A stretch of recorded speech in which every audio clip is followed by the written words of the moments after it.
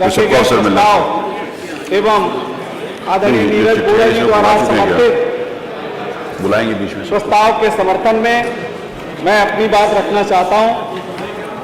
माननीय अध्यक्ष जी, अपनी बात रखने के लिए आपने जो समय दिया उसके लिए बहुत बहुत धन्यवाद। मैं बताना चाहता हूं कि 2017 के बाद उत्तर प्रदेश के शिक्षा में क्या परिवर्तन हुए।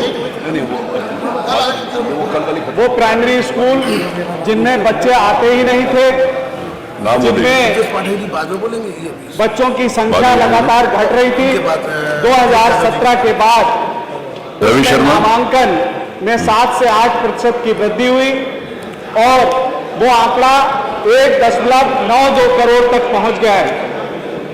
लगभग 40 लाख नामांकन अधिक हुए हैं और जो बच्चे मिर्च तोड़ने के लिए निकल जाते थे, जो गांव में मटर तोड़ने के लिए निकल जाते थे, फूल तोड़ने के लिए निकल जाते थे, विभाग और प्रदेश की सरकार ने अपने प्रयासों से नामांकन को बढ़ाया है।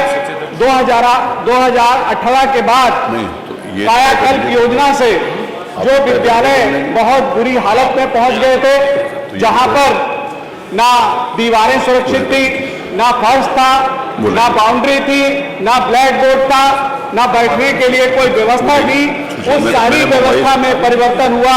मनोज पांडे जी, आप सूची बनाकर भिजवा दीजिए। बहुत ज्यादा परिवर्तन जो है वो कायाकल्प के बाद हुए। गांव के बच्चे कभी सोचते नहीं थे कि उनके लिए स्कूल में जो बेसिक शिक्षा के स्कूल है उनमें लाइब्रेरी होगी, उनके लिए सपने जैसा था। और हर जगह आज विद्यालयों में बच्चों के लिए लाइब्रेरी शुरू हुई है, बच्चों के लिए झूले लगे हैं और उन्हें लगता है कि हम भी झूले झूलने के साथ, खेलने के साथ अपनी पढ़ाई पूरी कर सकते हैं। और इसके अतिरिक्त 1,64,000 शिक्षकों की भी भर्ती की गई और भर्ती करने के बाद जो शिक्षक विहीन स्कूल थे उनमें उनकी नियुक्तियां की गई हैं और वो विद्यालय भी अब ठीक से चलने लगे हैं। ये प्रयास उत्तर प्रदेश सरकार के माननीय योगी जी के नेतृत्व में हुए हैं। मैं माध्यमिक शिक्षा के बारे में बताना चाहता हूं कि माध्यमिक शिक्षा में मानव जो प्रयास थे उनमें गड़बड़ी ना हो, इसके लिए ऑनलाइन की व्यवस्था की गई है और ऑनलाइन के माध्यम से ढेर सारे काम किए जा रहे हैं।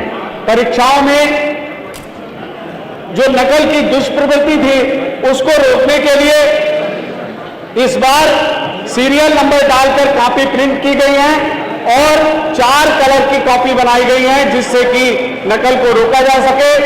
और ऐसे सेंटर जिन पे पन्नों को बदलने की, जहां पर पन्नों को बदलने की कोशिश होती थी वहां पर सिली हुई कॉपियां जो हैं वो भेजी गई है।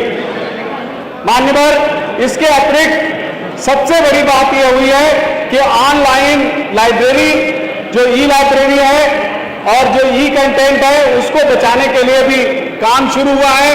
बहुत से काम माध्यमिक शिक्षा में ऐसे नए लाए गए जिससे कि जो वहां पर बिल्डिंग्स हैं उनको सुधारा जा सके, जो लाइब्रेरी है उसको सुधारा जा सके और टीचर्स की भी स्किल्स में जो है परिवर्तन किया जा सके।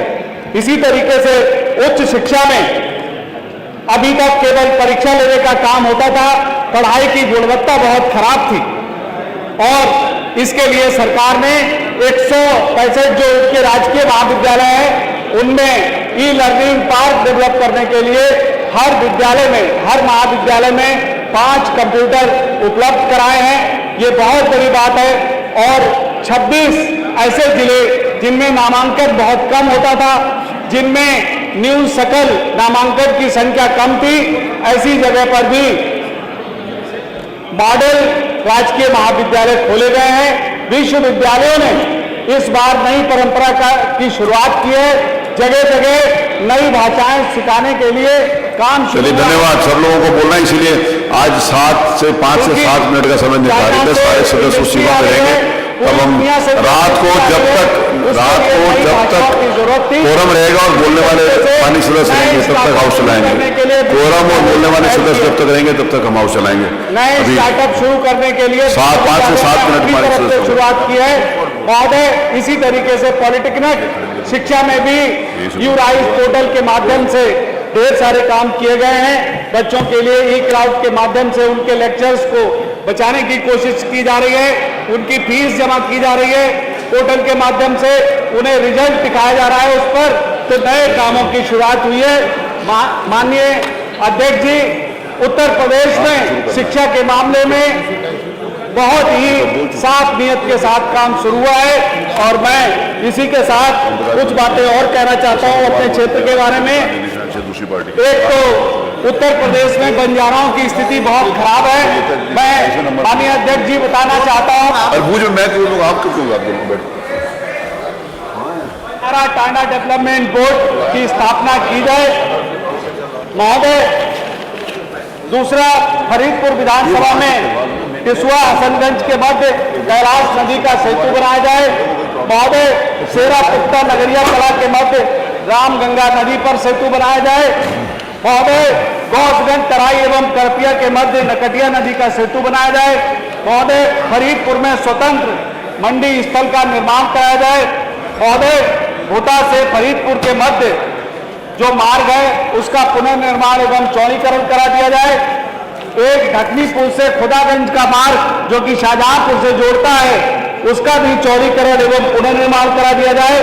रसूला चौराहे से रामपुरा प्रवीण तक चौड़ीकरण एवं पुनर्निर्माण करा दिया जाए महोदय। फरीदपुर नगर में स्टेडियम का निर्माण कराया जाना अति आवश्यक है और पचौनी क्षेत्र में जो इंडस्ट्रियल एरिया अपने आप डेवलप हुआ है इसके लिए, इसके पोषण के लिए 32 केवी का एक नया पावर स्टेशन उपलब्ध करा दिया जाए। बहुत बहुत धन्यवाद। जय हिंद, जय भारत।